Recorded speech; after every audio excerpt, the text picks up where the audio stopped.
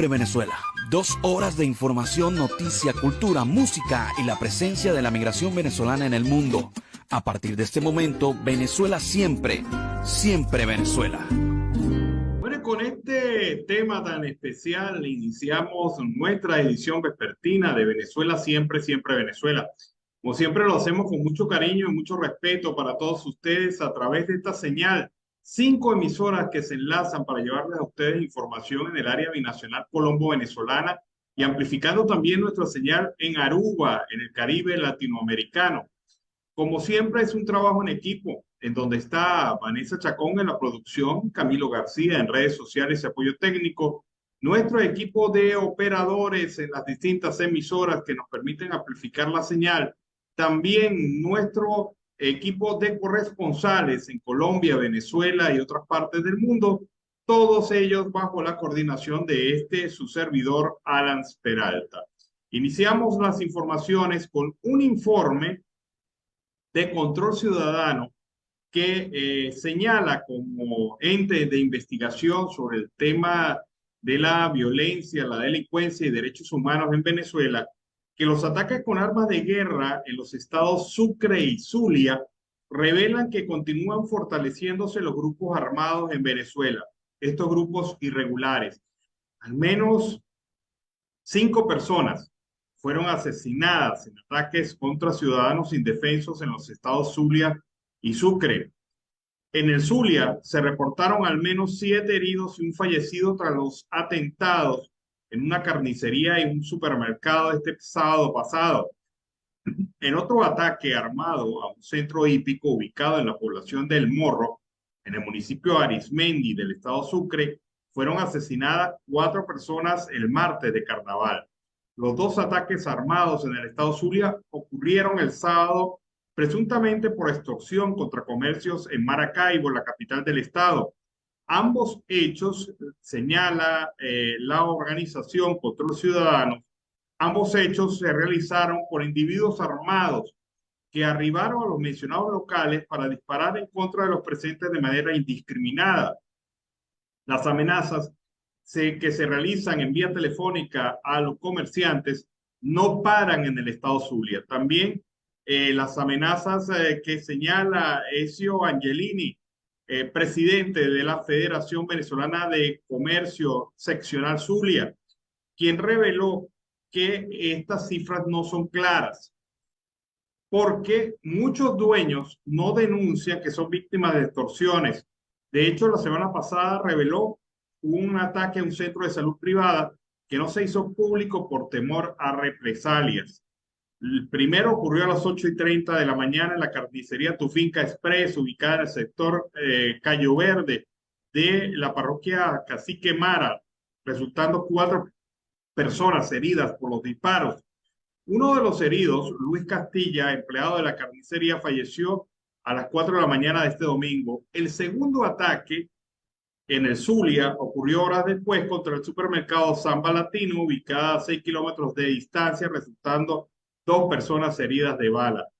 El asesinato de 4 personas en un centro hípico en la población de El Morro, de Puerto Santo, en el municipio de Arismendi del estado Sucre, el 21 de febrero en la madrugada, fue perpetrado por un grupo de personas vestidas de ropas negras con pasamontañas que portaban armas de guerra y habrían llegado al Morro en una embarcación que fondió en la bahía para dirigirse luego al centro hípico San Luis, ubicado en una de las calles principales de la población, y entrar al local disparando.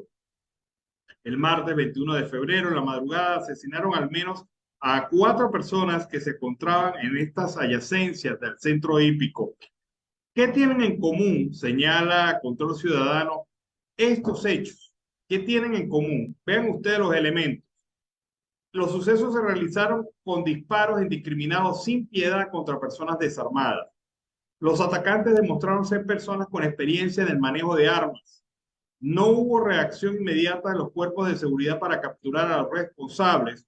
En los sucesos hay investigación del 6CPC, sin embargo, no han trascendido los primeros resultados de la investigación. Los estados Zulia y Sucre son entidades federales fronterizas que han sido objeto de la actuación de grupos armados al margen de la ley y bandas armadas en los últimos años. a pesar de tratarse de hechos delictivos que han conmocionado a la opinión pública, llama la atención la ausencia de las declaraciones del ministro del Poder Popular para Relaciones Interiores, Justicia y Paz y el vicepresidente sectorial para la Seguridad Ciudadana, el almirante en jefe Remigio Ceballos. Para la coordinadora y presidenta de Control Ciudadano, Rocío San Miguel, los ataques por armas de guerra en los estados Sucre y Zulia revela que continúan fortaleciéndose los grupos armados en Venezuela. Y esta es una situación bastante peligrosa porque, como lo dijimos esta mañana, estamos en manos de el AMPA organizada, de delincuencia que no media en la vida del ciudadano y en una condición de postración de un Estado que luce incapaz o cómplice, coja usted la palabra, incapaz o cómplice en estos actos delictivos que se vienen realizando durante los últimos días y semanas en nuestro país. Vamos a escuchar a William Dávila, parlamentario de la Asamblea Nacional Legítima. Venezuela, asegura, debe estar preparada para la defensa del Esequibo ante los tribunales internacionales. Veamos. Se conmemora 57 años de la firma del Acuerdo de Ginebra, el cual se hizo siendo presidente Raúl Leoni. La Comisión Mixta para la Defensa del Esequibo y la Fachada Atlántica de la Legítima Asamblea Nacional siempre ha mantenido una posición de constante atención sobre esta situación que nos afecta a todos los venezolanos, porque el Esequibo es de toda Venezuela. Y en consecuencia, dentro de pocos días, la Corte Internacional de Justicia tendrá que decidir sobre la excepción de inadmisibilidad que en julio del año 2022 presentó Venezuela. Si la Corte Internacional de Justicia desestima esta excepción de inadmisibilidad, pues el caso será sacado de la lista de asuntos que están siendo tratados en la Corte Internacional de Justicia. Si es todo lo contrario, tendremos que ir al fondo de la materia y el Estado debe asumir con total responsabilidad y convocar a expertos en la materia, historiadores, geógrafos, juristas, diplomáticos, expertos en derecho internacional, las academias, las universidades, para que tengamos un equipo coherente que nos permita defender básicamente dos puntos. El laudo de 1899, que fue írrito y nulo, fue un despojo, fue un fraude contra Venezuela. Y la titularidad que nosotros tenemos sobre el Esequibo, en donde históricamente podemos demostrar nuestros justos títulos sobre el Esequibo, principios que no fueron tomados en cuenta en el laudo arbitral, como el utis possidetis iure. La Comisión Mixta le hace seguimiento a toda esta situación, desgraciadamente por errores de omisión y de negligencia de quienes tenían la responsabilidad de evitar que el caso se judicializara, no lo hicieron. Ahora estamos en presencia, como lo dije hace rato, de una pronta decisión de la Corte Internacional de Justicia. La soberanía no se negocia, se defiende.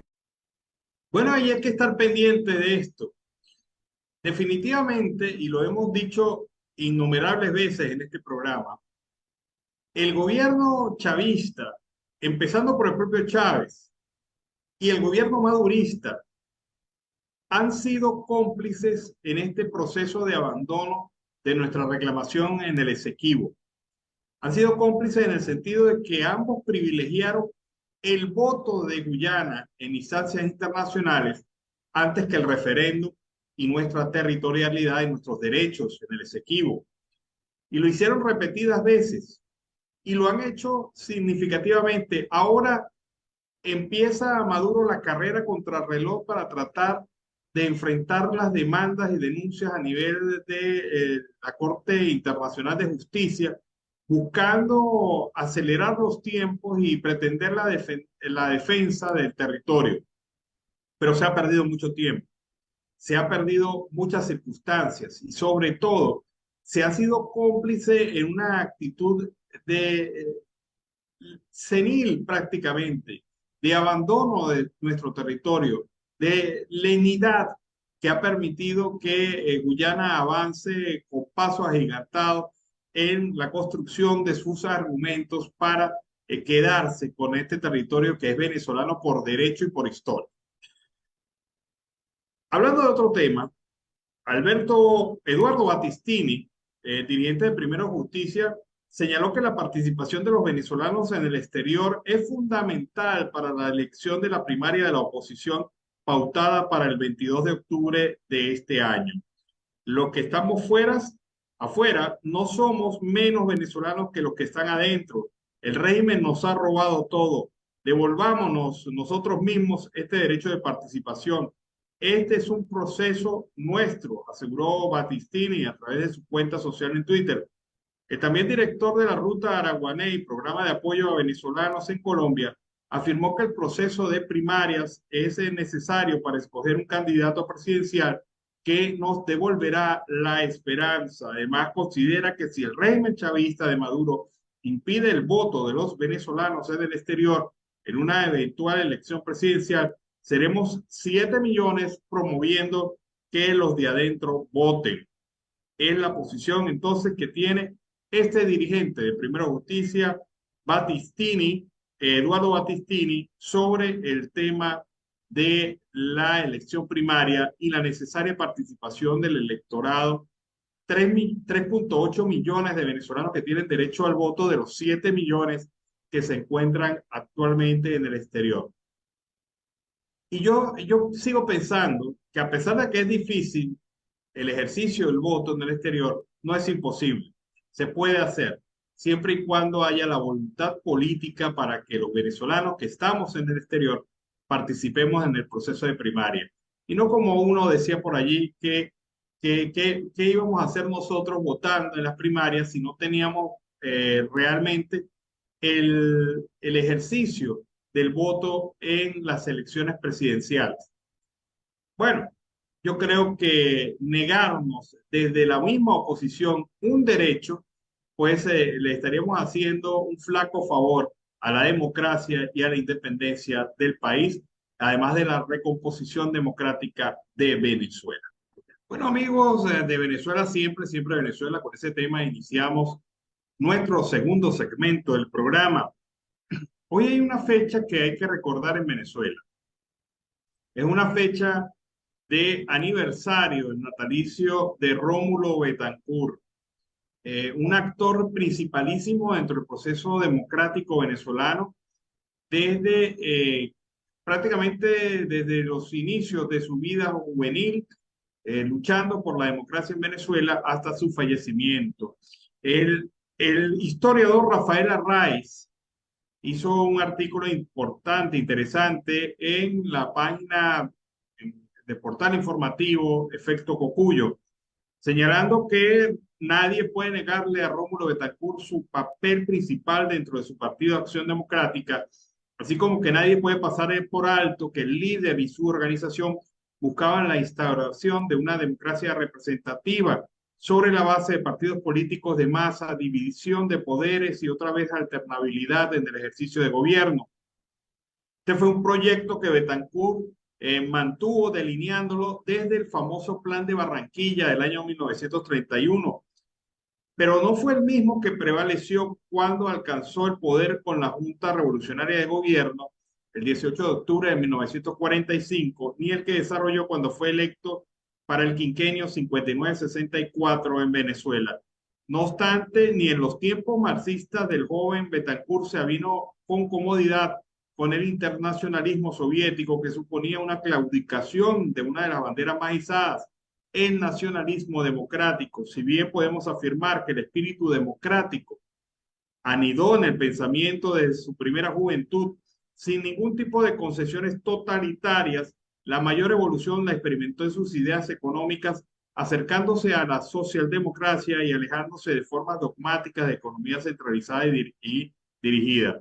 Bueno, Betancourt, recordemos, fue parte de la generación de 1928, a través de la Federación de Estudiantes de Venezuela, que enfrentó en la Semana del Estudiante al régimen en ese momento, el régimen opresivo. del dictador Juan Vicente Gómez. También este joven venezolano en ese momento desarrolló su plan de Barranquilla mientras era exiliado por parte del gobierno del general Gómez, él y otros miembros de la rebelión juvenil. También fundó en 1941 al partido Acción Democrática. En 1931 tenía un movimiento previo llamado ARDI, Agrupación Revolucionaria de Izquierda, y se consolidó luego con Acción Democrática, juntamente con dirigentes como Alberto Adriani y Mariano Picón Salas. Rómulo Betancourt construyó gran parte de su acción en organización política que se ha convertido en signo de la historia de Venezuela. Así, Acción Democrática es el partido hijo de este hombre político que llegó a ser presidente de la República y que ha tenido una grandísima influencia en la historia venezolana y del cual hoy estamos recordando su fecha de natalicio. Ahí está entonces este perfil de Rómulo Betancourt hecho por Rafael Arraiz Luca, historiador venezolano. Se le puede criticar muchas cosas a Betancourt, pero su visión fue la que construyó gran parte del momento democrático que vivió Venezuela antes de la llegada del chavismo al poder. Vamos a escuchar este caso de tortura en Venezuela. Un nuevo caso de tortura en Venezuela. Bueno, no tan nuevo, pero sí uno de los que más se ha investigado. El caso de Geomar Martínez. Vamos a ver esta situación de este preso político militar. Él fue detenido el 21, él fue sometido a tortura, a ellos le ponían en las muñecas para que no se le marcaran las esposas, como los guindaban. Me dijo él que le pusieron en la cabeza como un casco, algo que tenía como puya, algo que él sentía que todo se le iba a estallar. Y hubo un momento que él perdió el conocimiento. En los días que tuvieron allí en el DIGESIN fueron sometidos, todos los días del mundo los torturaban. Cuando no les caían a tablazo, les daban golpes, los guindaban, los metían en sótanos, los tenían en oscuridad, los vendaban, los sacaban, que ellos no sabían para dónde los iban a llevar. Y ahí era donde los golpeaban, les daban con tabla por las partes de los glúteos, les daban patadas por el estómago, les daban patadas, y él dice que fueron sometidos a series de torturas horribles, que él a veces lo que hacía era pedirle a Dios. Bueno, el caso de Geomar Martínez Natera se suma a la enorme cantidad de casos de violación de derechos humanos y de tortura en nuestro país y forma parte del expediente presentado ante la Fiscalía de la Corte Penal Internacional, el caso Venezuela 1. Lo que mal empieza, mal acaba, así lo dice un trabajo de la organización Acceso a la Justicia sobre el caso de la abogada y ex juez venezolana María Lourdes Afiuni, quien casi 3 lustros después de que la entonces titular del Juzgado 31 de Control de Caracas fuera arrestada, encarcelada, maltratada y sometida a un proceso plagado de irregularidades por cumplir una instrucción del Grupo de Trabajo sobre Detenciones Arbitrarias de Naciones Unidas y dejar en libertad al ex banquero Eligio Cedeño. El Poder Judicial, no conforme con todo el proceso plagado de irregularidades que ha vivido esta juez venezolana, la destituyó de su cargo en un procedimiento igualmente turbio. Después de 13 años y un mes suspendida, dice Afiuni: me estoy enterando de que me destituyeron como juez titular en un procedimiento del cual nunca me notificaron y con un abogado defensor que no conozco. Así lo señaló el pasado mes de enero a través de su cuenta de Twitter. Fuentes cercanas a la ex jueza aseguraron que ella, quien era de las pocas jueces titulares en el país, no fue convocada al proceso y que apenas se enteró de su resultado cuando recibió la boleta de notificación. En el documento de 4 páginas de extensión, la instancia encargada de sancionar las faltas cometidas por los jueces venezolanos no solo le anunció a Afiuni que le removió del cargo, sino que de paso le informó que la inhabilitó por 15 años para ejercer cualquier otro puesto en el Poder Judicial. La medida es la máxima pena que prevé el numeral 13 del artículo 25 del Código de Ética del juez y la jueza venezolano.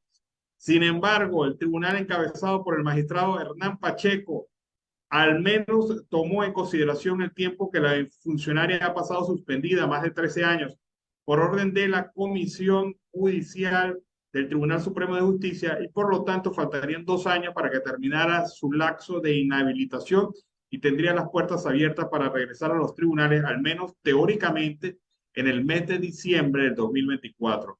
La destitución de Afiuni fue acordada luego de que el juzgado disciplinario no solo declarara que incurrió en una falta grave al excarcelar a Cedeño, sino por incurrir en 4 conductas aparentemente impropias que le señalan incumplir con su horario de trabajo, modificar el libro diario de su tribunal, incurrir en descuido injustificado a la hora de tramitar una apelación y exigir a unos procesados que acudieran en persona a su despacho para fijarle audiencia. No obstante, la decisión, la jueza señala que esto es un abuso de autoridad, extralimitación y usurpación de funciones. La instancia disciplinaria no tomó en consideración que Afiuni actuó guiada por la decisión del 1 de septiembre del 2009 del Grupo de Trabajo sobre Detenciones Arbitrarias de Naciones Unidas, que calificó la prisión de Eligio Cedeño como arbitraria. Las denuncias de Afiuni que no se lo notificó del proceso, señalan también que esto es una violación del artículo 49 de la Constitución, cual señala claramente que el debido proceso se aplicará en todas y cada una de las instancias judiciales. Así está el caso de la juez de Afiuni, la jueza que fue juzgada y sentenciada por Chávez en cadena de televisión y a la cual se le negó todos sus derechos durante el proceso, se le negaron todas las posibilidades y pasó hechos de verdad inconfesables dentro de la prisión en donde estuvo bastante tiempo. Bueno, amigos de Venezuela Siempre, Siempre Venezuela, seguimos aquí con más del programa en este tercer bloque en la edición vespertina. Como siempre lo hacemos con la presencia de Carlos Uzcategui el Miura, que nos acompaña en la tarde de hoy. Carlos, buenas tardes, ¿cómo estás? Muy buenas tardes, Alan, y por supuesto a la audiencia a esta hora. ¿Cómo te sientes, Alan? ¿Cómo ves las noticias, los picoteos a esta hora? Bueno, todo perfecto, todo bien, salvo la molestia que hay en la clase trabajadora por las declaraciones de Will Rangel. Por cierto, ayer las comentamos, pero me pidieron que las colocara el video grabado, porque hay gente que no creía que Will Rangel fuera tan arrastrado. Y me dijeron, no, pero es que eso no puede ser, eso no puede ser. Bueno, sí puede ser y sí la tenemos. Vamos a colocar, Camilo, las declaraciones de Will Rangel sobre el tema salarial. Veámosla. Bueno, nosotros acá estamos hoy debatiendo el tema salario. El salario que es una preocupación de los trabajadores y las trabajadoras venezolanos, producto de las medidas coercitivas, el bloqueo de la economía y el ataque a la moneda. Nosotros creemos como central mayoritaria que es necesario tomar en cuenta todas estas situaciones que ocurren en el país, porque no es una economía normal, es una economía bloqueada, es una economía en guerra. Por lo tanto, bueno, nosotros estamos dando un debate, pusimos un documento sobre la mesa, tomando en cuenta todas las alternativas que ha hecho el Ejecutivo a través de la plataforma Patria, a través de los implementos que ha hecho el Congreso de la Central y todas estas formas que el presidente ha determinado que son lo que permite el momento político, a pesar de estar conscientes de la difícil situación que vivimos todos los trabajadores y las trabajadoras. Bueno, ajá. ¿Qué te parece la declaración de Will Rangel? Fíjate, te voy a comentar algo ante todo, Alan. Will Rangel, esas declaraciones no las hizo en ningún componente ni en ningún ministerio. Eso lo hizo en la misma sede de la FUTEC, en el penthouse que tiene el edificio de la Federación Unitaria de los Trabajadores Marinos de Venezuela. Él tiene ahí 3 oficinas. La FUTEC, la central esta que hasta el momento no está ni siquiera legalizada, y tiene su oficina personal. Y de paso no atiende nada. Pero la palabra, hermano, se arrastró al suelo como un caimán.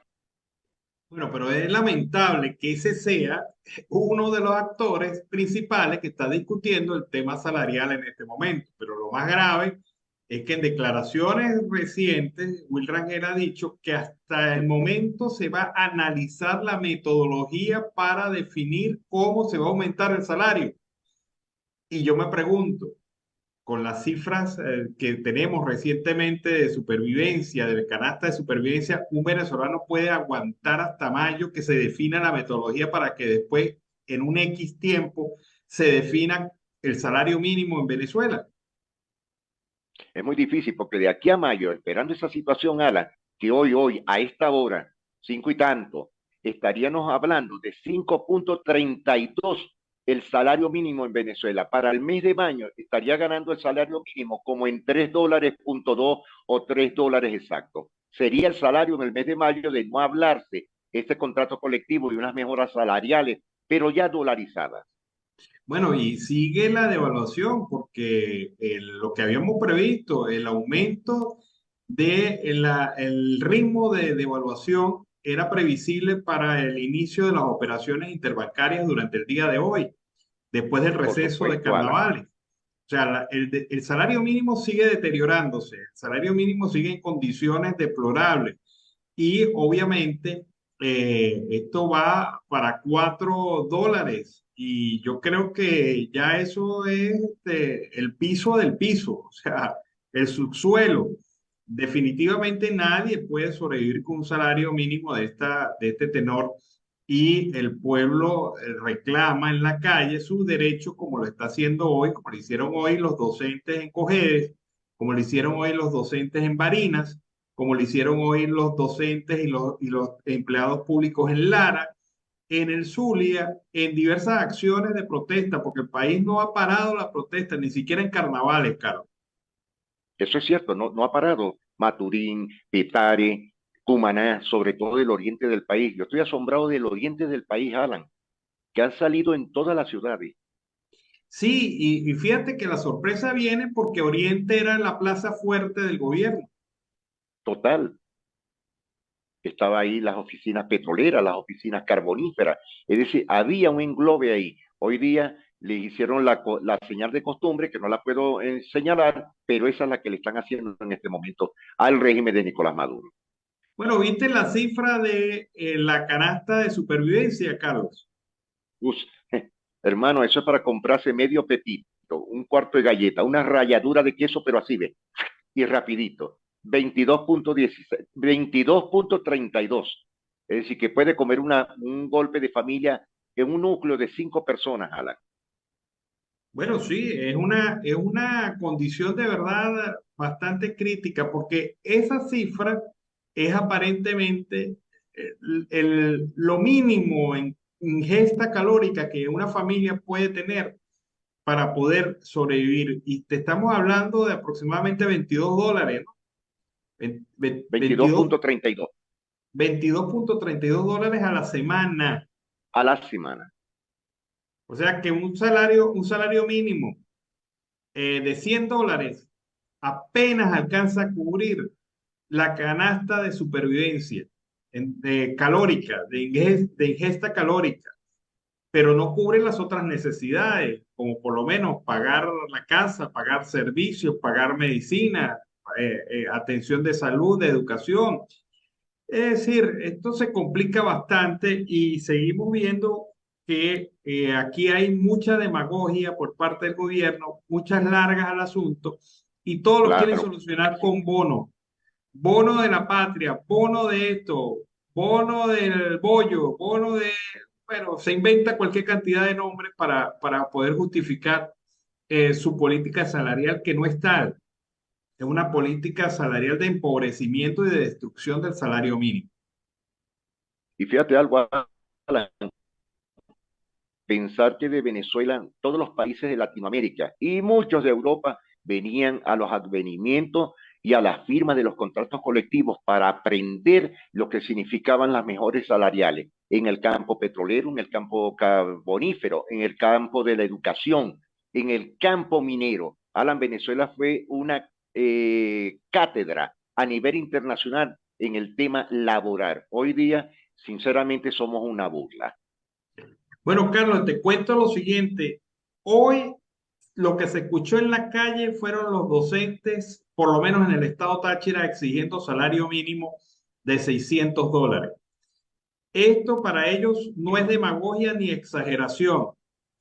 Señala que antes tenían HCM, antes tenían gasolina económica, antes tenían servicios públicos no dolarizados, es decir, en servicios públicos, en transporte y en salud, se le está perdiendo gran parte, se le está consumiendo gran parte de los magros ingresos que reciben los docentes venezolanos. Esta es la crítica del Estado Táchira y fue la que se escuchó con fuerza durante la mañana de hoy en las protestas.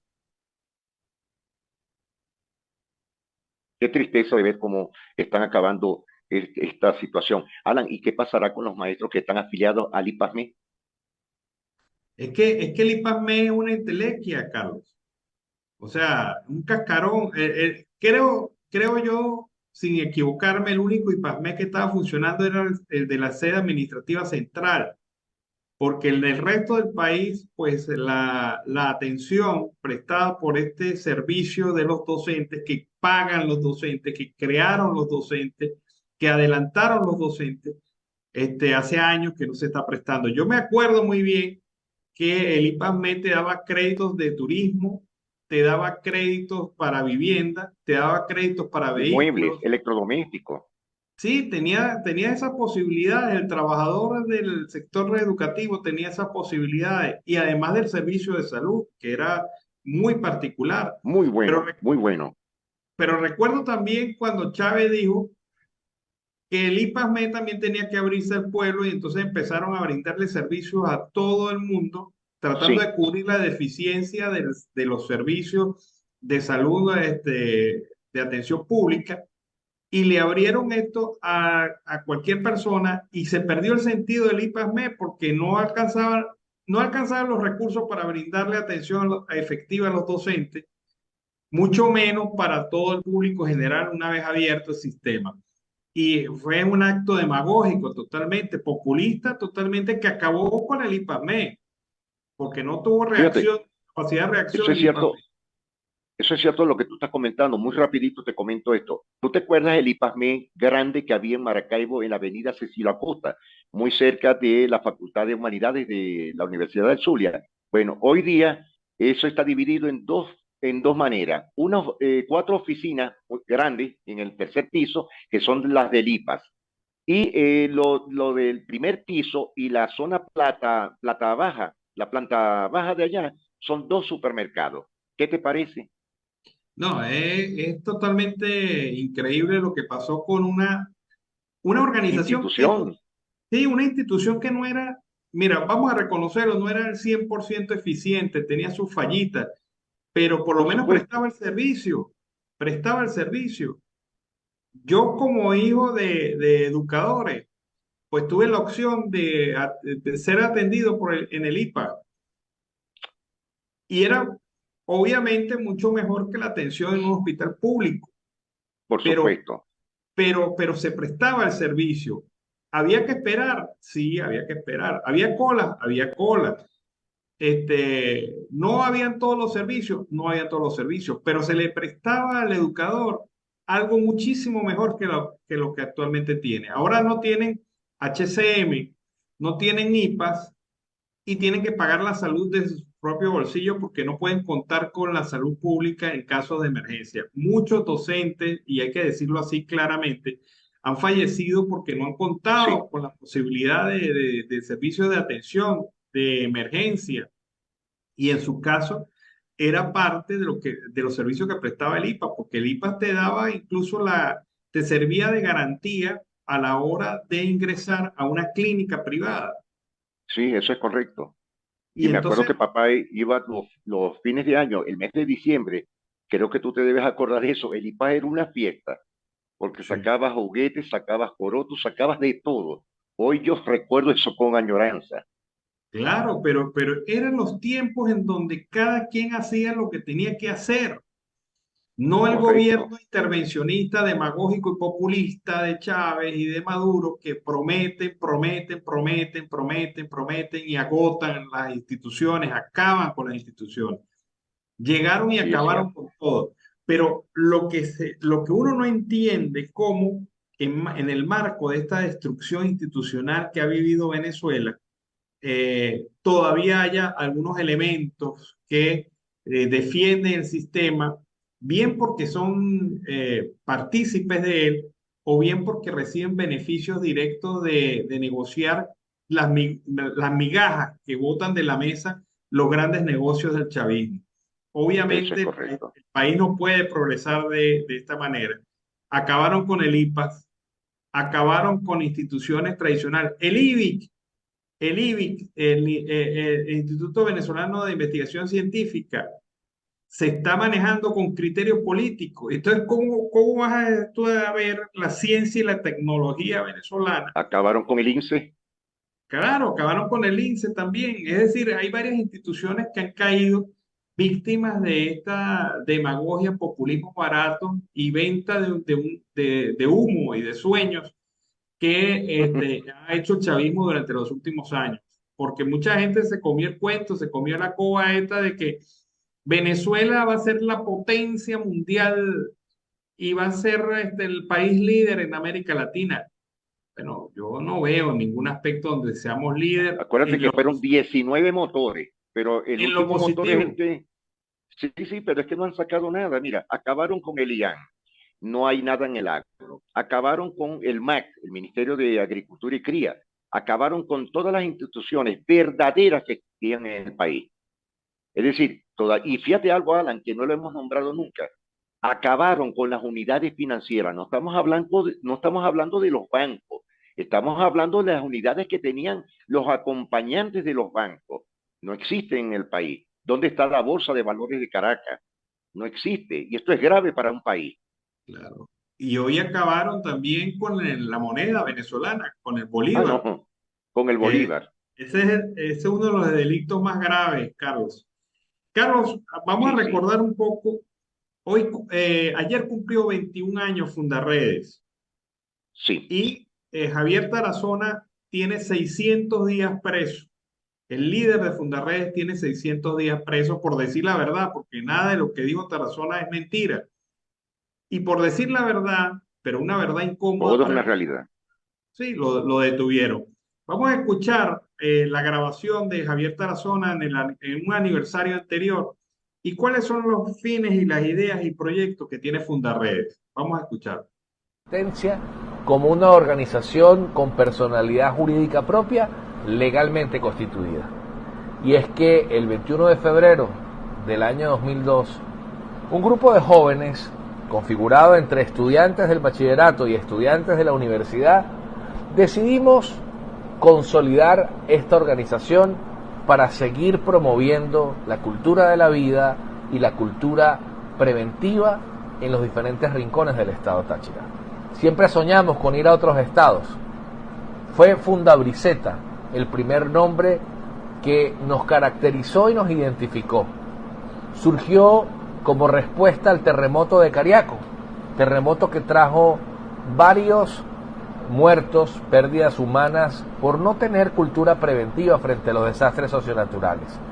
Luego vivimos el desastre socionatural de Vargas y en el Liceo Pedro María Morantes decidimos crear la primera brigada de seguridad escolar. En esta experiencia fabulosa, Sergio Velasco, Denis Lagos, Diego Ruiz, Jackson Pinto, fue ese primer equipo que logró darle personalidad jurídica a lo que hoy llamamos Fundarredes. Decidimos dar un paso más luego de crear esta brigada en el liceo y creamos otras brigadas en otras instituciones educativas a lo largo y ancho del estado Táchira. Y fue esa precisamente nuestra labor inicial, crear brigadas que promovieran cultura preventiva, cultura de la vida. Era ya un estudiante del pedagógico, de la Universidad Pedagógica.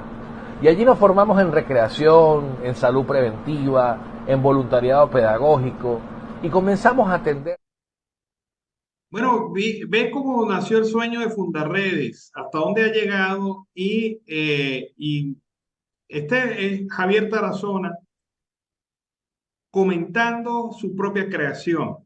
Y bueno, uno se entristece de ver que un hombre con Claro, mucha capacidad, con mucha formación y que le está dando mucho a Venezuela, tenga más de 600 días detenido por decir la verdad. Porque, ¿qué fue lo que dijo Tarazona? Hay presencia de grupos irregulares colombianos en territorio venezolano y esto está creando condiciones de inestabilidad y de persecución para los ciudadanos venezolanos en dichas zonas. Eso fue lo que dijo Tarazona. Es mentira eso. eso, eso no es mentira, pero sí es una realidad. Fíjate, tú vas por toda la frontera binacional, Alan, y ya tú no sabes ni qué hacer, por dónde entrar. Si vas por la parte de la zona del Arauca, mucho peor. Y si vas por la binacional, tienes varios componentes, entre eso las Fuerzas Armadas venezolanas y el AMPA común. Y si entras para acá, tienes que ir con un punto efectivo, CAS, para poder callar la boca y pasar tranquilo. Bueno, Carlos, no quiero dejar y cerrar este espacio sin antes comentarle que hoy tiene que ponerse la cruz. Usted se pone la ceniza, Carlos. Hoy es miércoles de Pero hermano, ceniza. sí, hoy es miércoles de ceniza, Ah, comienzo de la cuaresma, ni siquiera lo hemos comentado, Alan.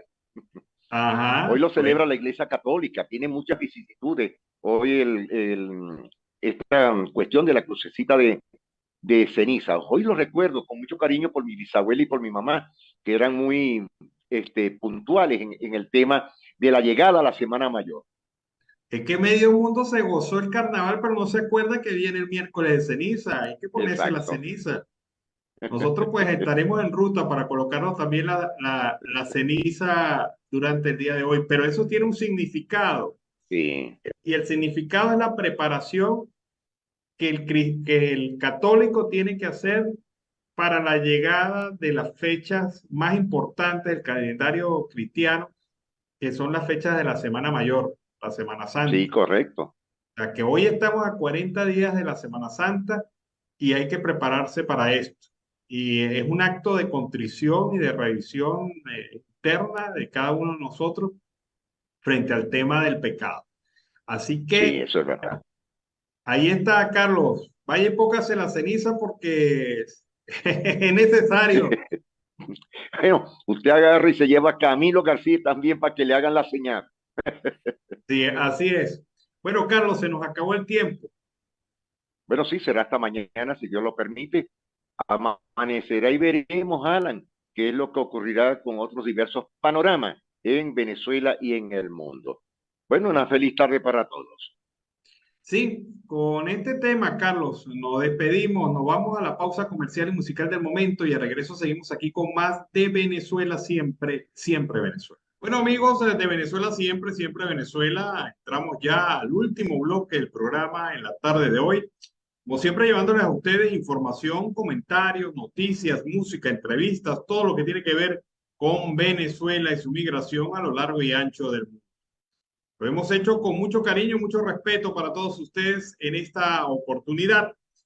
El coordinador general del Movimiento Trabajadores de la Salud en Anzoátegui, Edison Hernández, exige la instalación de puntos de seguridad en el Hospital Universitario Luis Racetti de Barcelona, debido a que se siguen registrando hechos violentos en el centro de salud. El más reciente ocurrió el pasado 20 de febrero en horas de la madrugada, cuando ingresó una paciente en estado etílico y junto a familiares golpearon a un enfermero, Omar Rivas, y lo amenazaron de muerte. Es deber del Estado brindar seguridad a los trabajadores del sector salud. Los trabajadores no solo están sometidos a un salario insuficiente que no cubre sus necesidades, sino que están totalmente desprotegidos. Esta situación se está presentando mucho en las emergencias de diversos hospitales públicos de Venezuela, en donde el malandraje se ha hecho presente y ha venido agrediendo a las personas que están allí trabajando, laborando, ya sean enfermeras, ya sean médicos. Dígame, los médicos de emergencia se ven en situaciones a veces muy terribles. En su condición de médico, pues tienen que atender a los pacientes que lleguen heridos de bala o en hechos de violencia y son amenazados reiteradas veces por los familiares de que su vida está en peligro si el paciente muere. Y esto no es culpa de los médicos hacen su mejor esfuerzo y cumplen con su juramento, pero el problema es que están en emergencias de hospitales sin dotación de recursos, sin insumos básicos necesarios para poder trabajar y tienen que hacerlo prácticamente bajo presión y en condiciones bastante complicadas. No es la primera denuncia que se hace sobre este tema. No es la primera denuncia que conocemos de la situación de emergencias. Hay emergencias en Venezuela de hospitales venezolanos que están blindadas prácticamente con puertas metálicas, no abiertas como debe ser para la eficiente y rápida atención de los pacientes, sino que se tiene que establecer un protocolo de seguridad mínimo para salvaguardar la vida de médicos, enfermeras, pacientes y hasta visitantes que se encuentran en esas zonas que están expuestas a la acción criminal en Venezuela.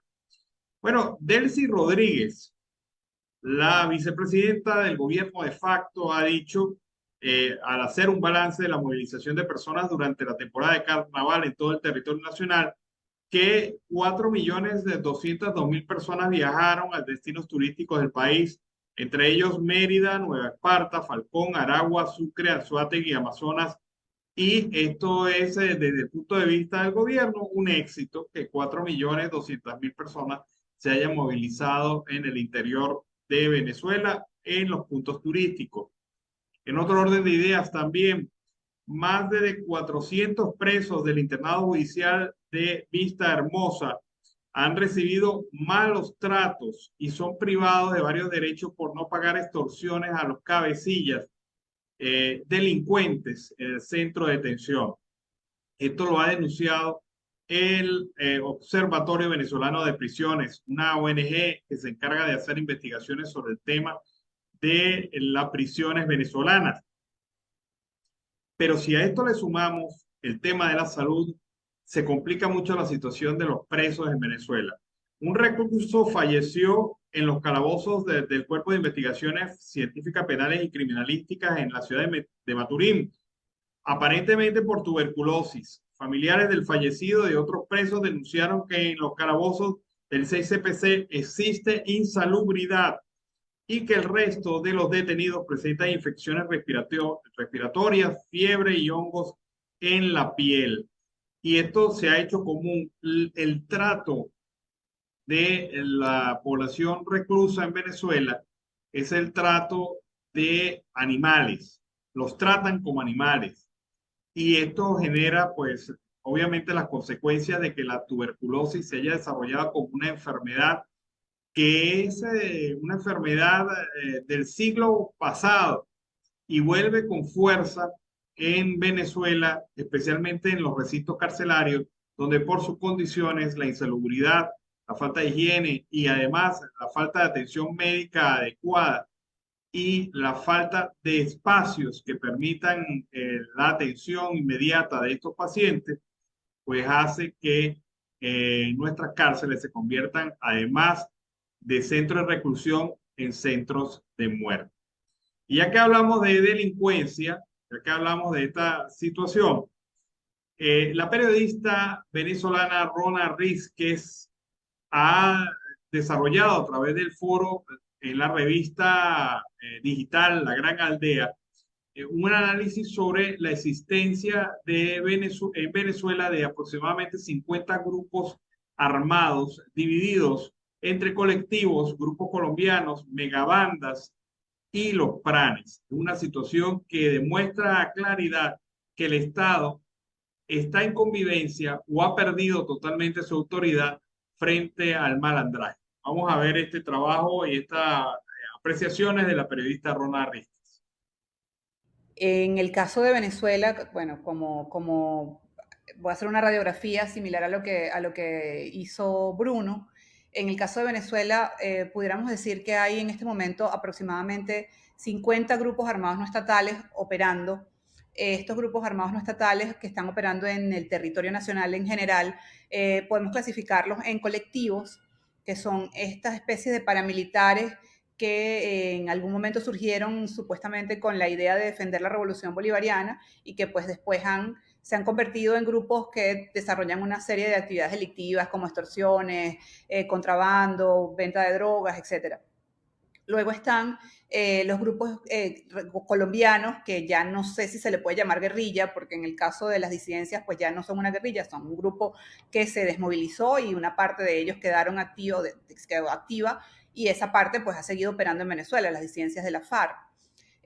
Luego está el ELN, que aunque es considerada una guerrilla en Colombia, en el caso venezolano, pues también es difícil llamarla guerrilla porque las denuncias de informes e investigaciones, por ejemplo, de Human Rights Watch, asocian a la actividad del ELN con la Guardia Nacional Venezolana. Luego están las megabandas. Entre estas megabandas destaca el Tren de Aragua. Hay otras megabandas como la megabanda del Coqui, que aunque este personaje fue asesinado, era la más importante en Caracas, pues se presume que todavía algunos de sus miembros y otros de sus líderes siguen operando también en Caracas. Además, bueno, hay otras, la megabanda de Willacy, hay megabandas en el oriente del país, hay la megabanda del Tren del Llano, etc. O sea, hay varias megabandas. Luego está otra categoría que es, en el caso del Tren de Aragua, entra en las dos categorías, que son los pranes. Los pranes son estructuras que funcionan desde las prisiones, donde el pran o principal es un líder, que es un preso que está en una prisión, que controla la prisión, que controla el delito en la prisión, pero que además también controla el delito fuera de la prisión y ahora no solo el delito, sino también otro tipo de negocios que le generan rentas. Entonces, estas estructuras del PRAN son unas bandas también. Generalmente se les conoce más por los nombres del PRAN, o sea, por los apodos de los PRANes, y son unas estructuras que operan no solamente en las prisiones, sino, como les decía, fuera de la prisión, incluso algunas de ellas fuera de Venezuela.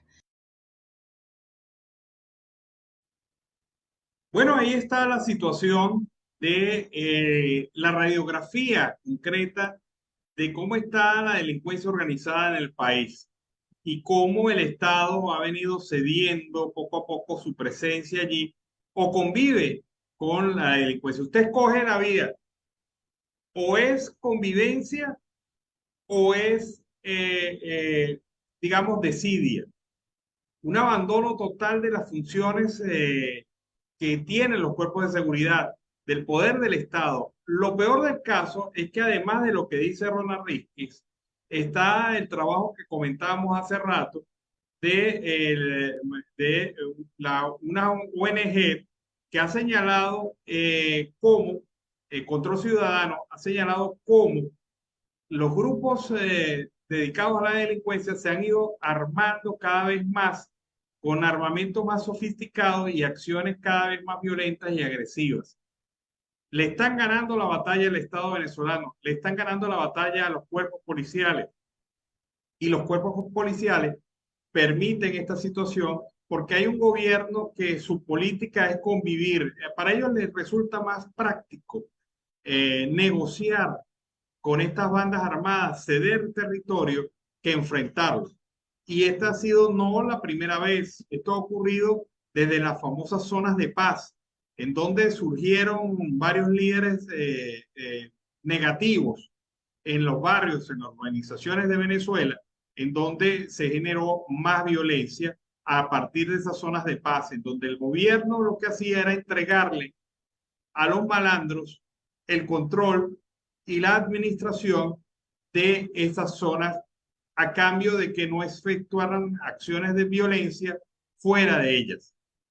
Esa circunstancia, esa acción, esa convivencia del Estado con el malandraje hace que nos encontremos en este momento en una condición bastante complicada, bastante difícil para enfrentar, porque puede haber la intención de algún funcionario, de algunos efectivos, de algunos cuerpos de seguridad, pero por el otro lado hay una política de Estado que, a pesar de que no es manifiesta, es real, es efectiva, de convivencia con el malandraje en Venezuela. Dos informaciones. Los docentes de San Juan de los Morros, en el estado Guárico, denunciaron un intento de desalojo de los espacios públicos de la Plaza Bolívar mientras realizaban eventos religiosos. Hoy, como el propósito del miércoles de ceniza, los docentes, en el marco de las protestas creativas, se reunieron para hacer una liturgia y obviamente pues marcar sobre su frente la cruz con la ceniza. Esto fue interpretado por la Policía del Estado como un hecho de protesta e intentaron desalojar la Plaza Bolívar arguyendo esta situación. Sin embargo, los docentes lograron mantenerse y estabilizarse allí y cumplieron con los objetivos de la protesta del día de hoy.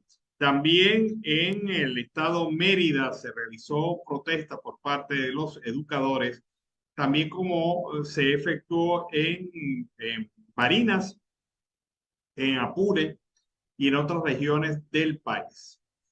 Es evidente que el movimiento gremial continúa con fuerza. El movimiento de los trabajadores de la educación, el movimiento de los trabajadores de la administración pública se sigue consolidando día a día y el gobierno incapaz de ofrecer respuestas. Con ese panorama cerramos nuestro día, cerramos nuestra edición de Venezuela Siempre, Siempre Venezuela.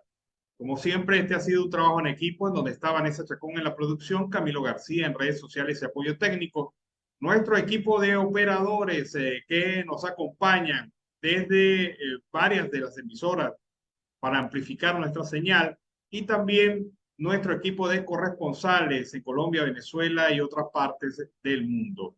Todos bajo la coordinación de su servidor, Alan Peralta. Nos encontramos mañana en una nueva edición de Venezuela Siempre, Siempre Venezuela.